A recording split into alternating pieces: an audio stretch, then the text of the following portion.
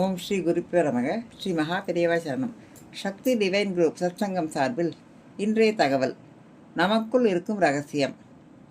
எந்த ஒரு பொருளை உணர்ந்தால், எந்த அறிவை பெற்றால் எல்லாவற்றையும் உணர்ந்து கொள்ள முடியுமோ, எல்லாவற்றையும் மையமின்றி தெரிந்து கொள்ள முடியுமோ, அந்த பொருள்தான் அறிவை அறிந்து கொள்ளக்கூடிய அறிவு என்னும் பொருள்.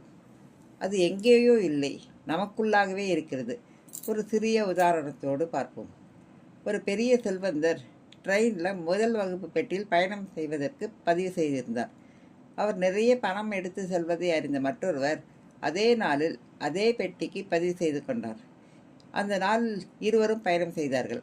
அப்பொழுது பணக்காரர் தன் பையில் இருந்த பணத்தை எடுத்து எண்ணி பார்த்தார்.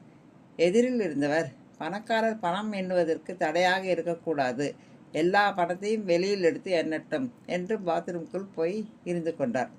அதன் பிறகு வந்தார். சிறிது நேரம் கழித்து பணக்காரர் ரெஸ்ட் ரூம் போனார். அதன் பிறகு சிறிது நேரம் கழித்து வந்தார். மீண்டும் மறுமுறை பணத்தை எடுத்து எண்ணினார். மற்றவர் மீண்டும் உள்ளே போய்விட்டு பிறகு வந்தார். மீண்டும் பணக்காரர் உள்ளே போனார்.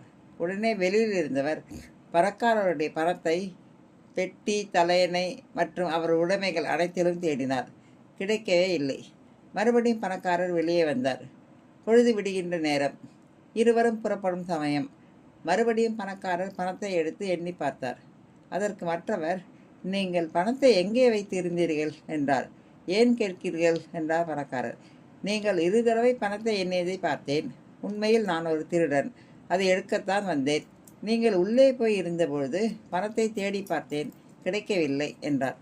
உன்னை பற்றி எனக்கு நன்றாக தெரியும், நீ திருடன் என்று.